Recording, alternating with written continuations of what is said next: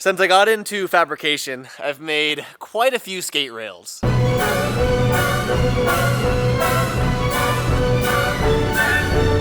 as you can probably tell from the title of this video, we are going to be skating every rail that I've made so far. First, I want to give you a little tour of each one. The rail that started it all. Some of you might recognize this rail and realize that, hey, Garrett, you didn't make that rail. Wow, that is so zoomed into my face. Yes, this is the rail from the barracks.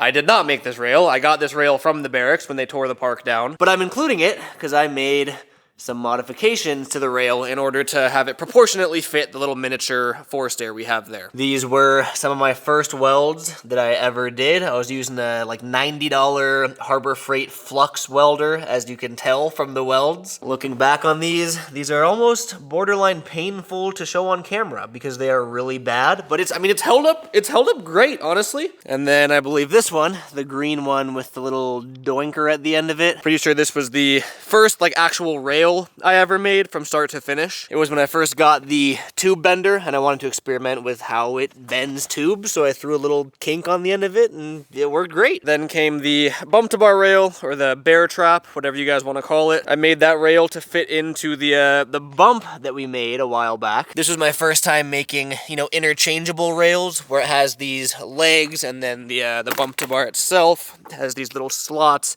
for those legs to go. After I made that bump to bar rail, we yanked it out and I made that blue rail as sort of an out rail on the same bump obstacle. Then comes the A-frame rail, which I did not make. A lot of you probably remember, dude, I'm using a different lens for the B-roll of the rails, and this is a zoomed out as it's very close to me. Keen Ramps, they made the A-frame. You probably recognize that from the backyard park in LA. I don't know if some of you remember, but we actually shortened all of the legs and just lowered the rail just so I could practice more technical tricks and have a little bit more fun on it. And yet again, the welds aren't great, but I will say that they are better compared to that cheap Harbor Freight flux welder. I was using an actual, MIG welder with proper gas and everything for this one. And then you guessed it, the purple reverse rainbow rail, and shortly after, the orange rainbow rail. These two rails actually connect to each other with this little junction tube thing, so you have that crazy roller coaster. The one exception to this video is the big long 18-foot green rail. When we got that concrete slab poured in LA, it was before I got into welding and fabrication. I hired someone to make that rail for me, and to this day, it's one of my favorite rails. And then we have the 30-foot rail down by the front of the shop. This was my first big project where I practiced welding, multiple 10-foot sections together to form one, seamless long rail. And that rail was actually practice for this rail, which we have this super mega jumbo driveway rail all the way down. And as you might remember from this video, this rail utilized pretty much everything I learned in every rail that I've made went into this. I had to get the tubing roller to roll those tubes to, follow the curvature of the driveway. Instead of MIG welding, I actually TIG welded this. It's kind of hard to see with the lighting, but I'm actually pretty proud of these welds. I have no welding background. This is all just YouTube University, trial and error and practice, but I'm happy with it. I think this was like 14 or 15 10-foot sections that I used that method to combine them and grind it down to make that seamless transition. And I would say this rail is my biggest feat so far. I'm pretty sure that every single rail that I just showed you, I think I made a video making each one, which is one of my favorite things about social media, is you get to look back on things and see how you've progressed. Enough history lesson though, huh? Let's go skate.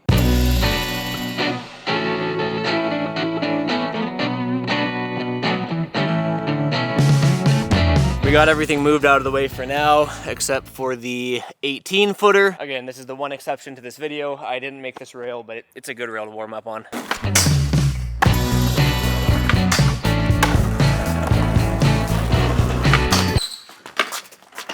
Oh, this is quite possibly the worst video I could possibly try to film without having wax.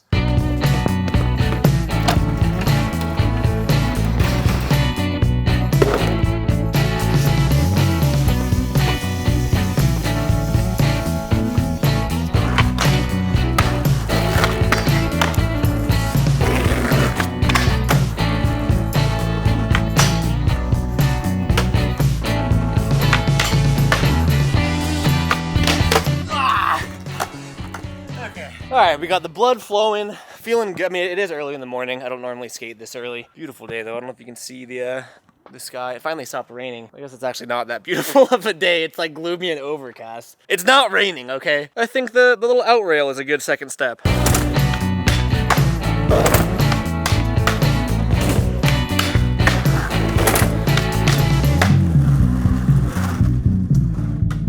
Try something.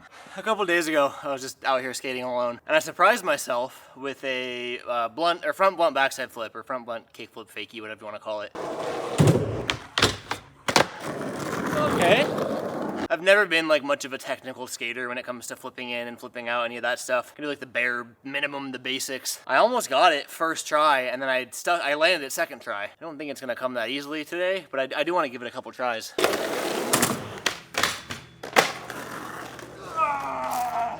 Okay, you know what? That was not first or second try.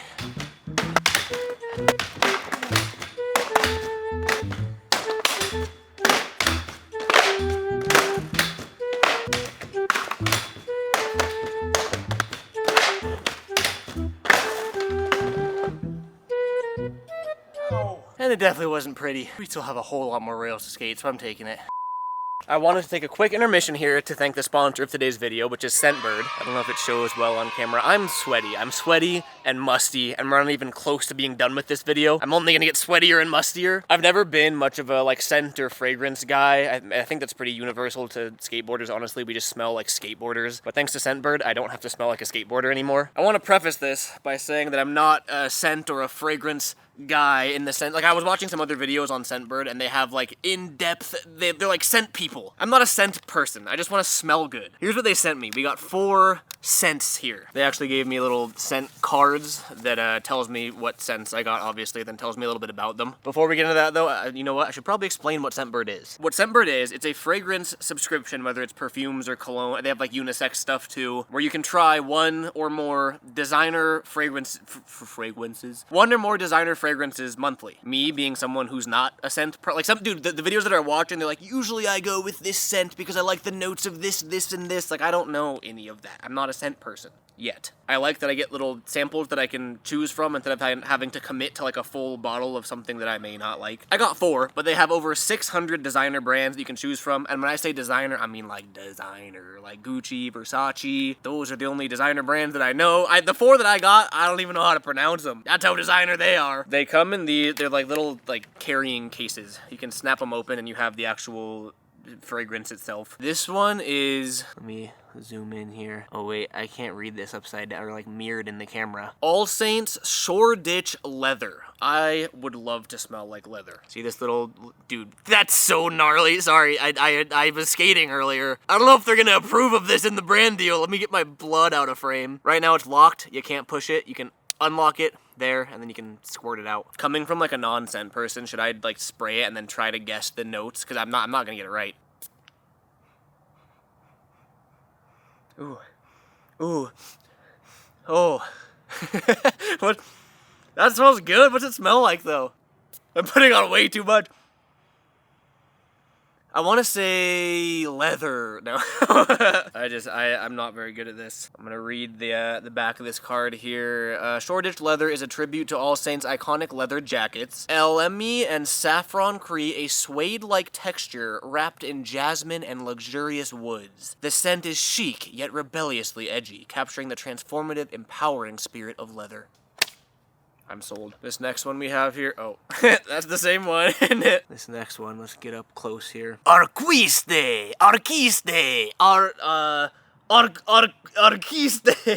Oh, I wonder if they're gonna approve this video. Nocturnality.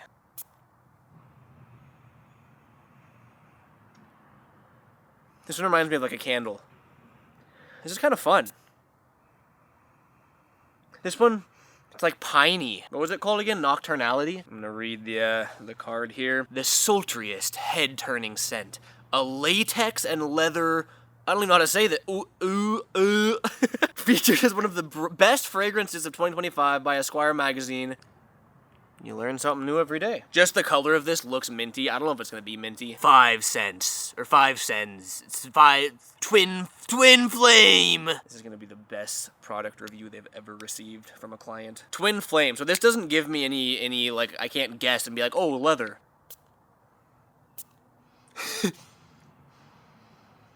No, I am getting like minty mentholy. Maybe it's just because it looks like minty mentholy. Cardamom and earthy Indian sandalwood glow at the heart, pulling you in. Experience an intense attraction like you've known each other from another life. Weirdly enough, that makes sense. Scent bird.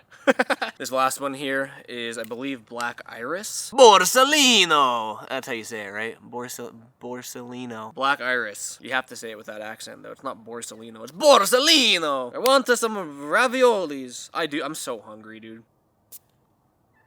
I wonder if I've contaminated... Ooh. I was gonna say, I wonder if I've contaminated this arm from spraying it so much, but I'm getting each scent individually. Ooh.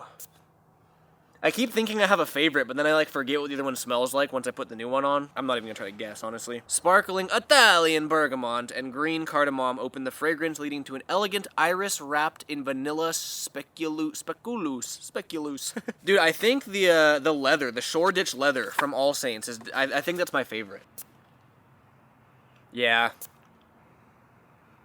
I like that one. Honestly, the whole scent, like, so Scentbird reached out to me to sponsor a video. At first I was thinking like, well, I'm not really much of a scent guy. And then I told Taylor about it, and Taylor's like, you need to be a scent guy. I guess I'm fine with smelling like a skater. She would prefer if I didn't. Honestly, I've always been super transparent with brand deals, and I hate when people like take briefs from a sponsored video and you can just tell that they're like reading from like a teleprompter over here, but they're trying to act like they're not. I just don't want to mess up the things I'm supposed to say, so I'm gonna read these to you from the brief. I hope that's okay with Scentbird. Because I don't know anything about scents, I don't want to buy a whole bottle of something just to realize I don't like how it smells. Getting the smaller samples allows you to experiment and see what you actually like. Your first month is only $9. After that, it's less than $18 a month. This makes Scentbird perfect for fragrance lovers and novices alike. I'm glad they said that because I am a novice. You get a 30-day supply of each fragrance. They have a quiz on their website, which is actually how I ended up with these 4. You can enter things about you or things that you look for, whatever, and it'll actually go through and recommend fragrances that think it'll fit you. Without that, I was going in completely blind. I didn't know anything. Fun fact, I didn't know this. It says, did you know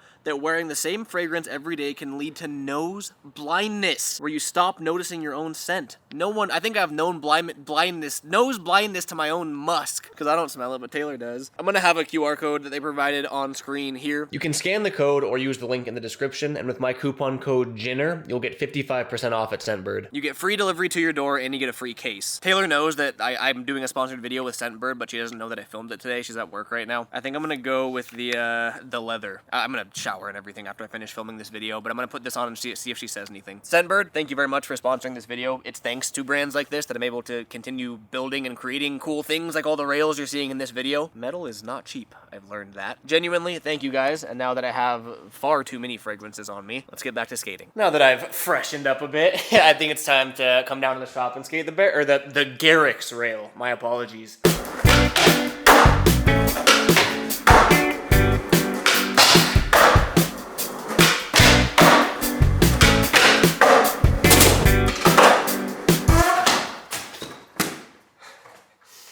I didn't like that.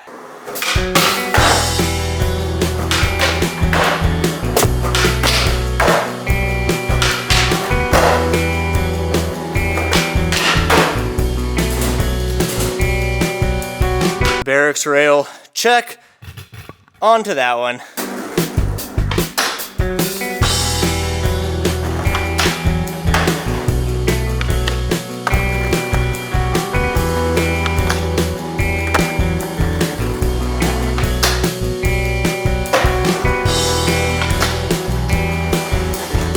30-foot rail done, Garrett's rail done, back up top we go.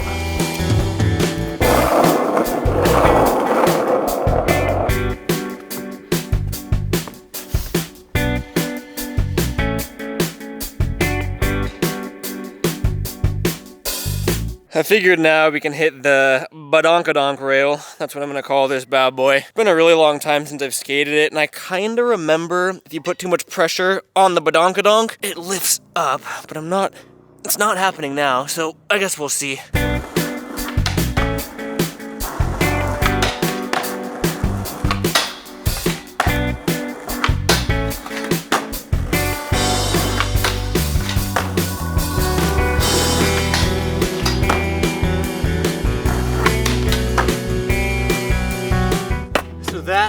officially puts us at the halfway mark. We skated the big 18-foot green rail. We skated the blue out rail on the bump to bar obstacle. We skated the barracks rail, or now the Garrett's rail as I like to call it, as dumb as that is. We hit the 30-foot rail out front of the shop. We just finished skating the badonkadonk rail, and there's 4 rails left. The reason I hesitate is because 2 of these rails I regret making. They're the scariest contraptions I've ever created. We have the rainbow rail and the reverse rainbow rail, that purple and the orange one right there. To this day, though I am terrified. I don't think I've even skated them since I made the video making the rails. They are so scary to me. I should not have made them. I want to get these over with, but something that I found out when I skated them for the first time when I made them, they interlock. They turn into that roller coaster rail. It's borderline impossible to hit without like downward slope to keep your momentum going because I made the radius too wide. So I gotta bring those all the way down to this driveway here.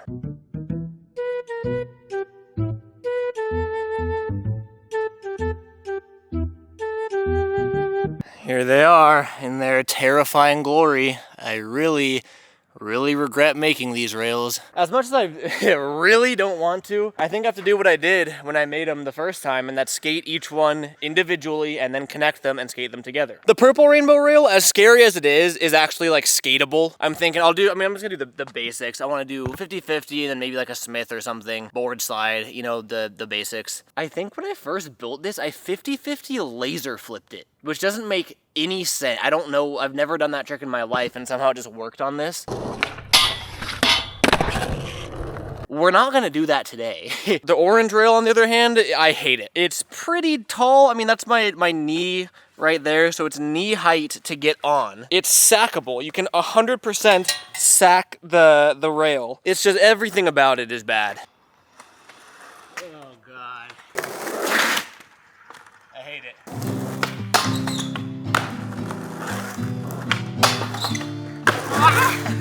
Oh my God.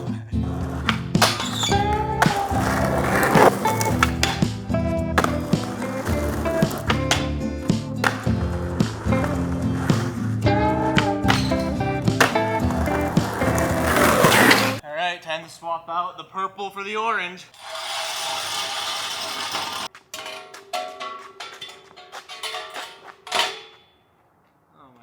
I don't care what you guys say in the comments. If I touch the rail and survive somehow, I'm taking it. I don't have to do the whole thing until they're connected, all right? Oh my God. Oh, that gets you going. Oh my God. The ground's not even level here, so the whole thing moves. Yes! And now we have to connect them.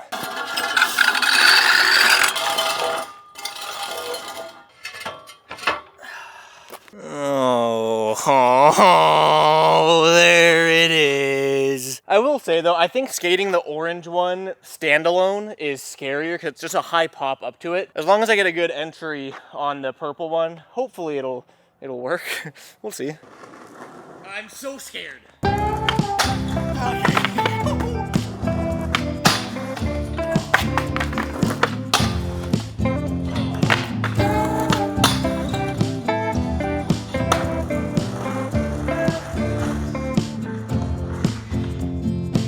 I'm not gonna lie, that actually wasn't as bad as I remember it. That being said, I'm not doing it again. We're nearing the finish line now. We have that red 90-degree bump to bar, and then we have the mumbo jumbo driveway rail all the way down. I was really proud of this whole like interchangeable rail thing when I made it. I shouldn't say was, I still am. It's pretty cool.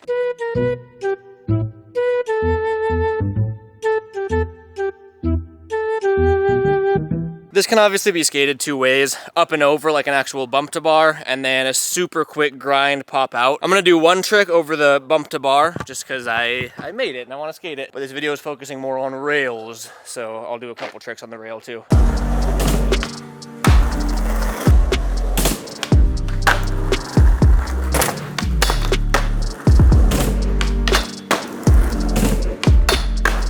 Pretty sure my front foot came completely.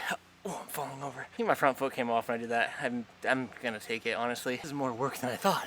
We have now skated 7 out. It feels so much more than 8, dude. 8 rails, that's 8.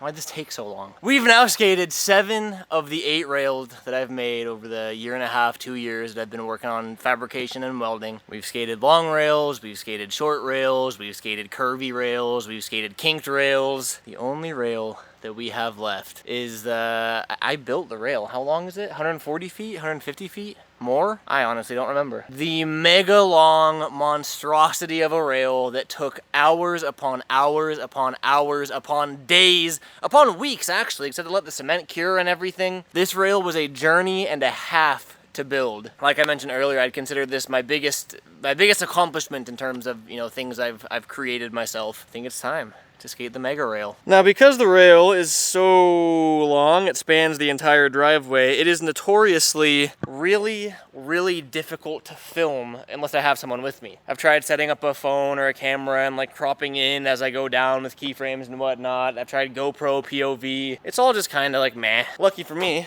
and unlucky for Gabe, he just literally, as I'm filming this, pulled up in the driveway from a 8-hour drive from LA to here. And instead of letting Gabe sit down and relax after an 8-hour drive, I'm gonna have him hold the camera and run up and down the driveway until I land the rail. Why? Because it sucks to film on a tripod. When I first built this rail, I had a video where I skated the whole thing, or the whole thing. People got mad at me because I popped out like 9 inches early. I'm gonna save like doing the entire rail again for a separate video. I found to make it actually fun and enjoyable, and I'm using this as my excuse. I don't want to have Gabe running all day, you know what I mean? I found popping on around this post as opposed to the very beginning there. It's still a lot easier and more fun. It's still 110 feet or something. One of the biggest issues I ran into is just how bad the asphalt is to pop on like at the actual beginning of the rail. It's getting all chunked out. Have to get the whole driveway resealed at some point. Don't feel like moving the trailer. You know, I got all sorts of excuses. So we're gonna hop on somewhere over here. All right. I almost made it. This might take a minute.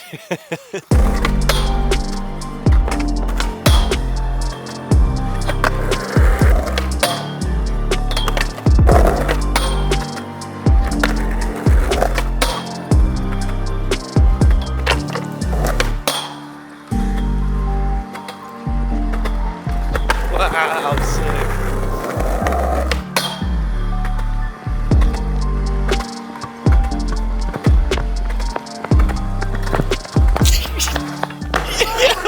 That tree almost took me out.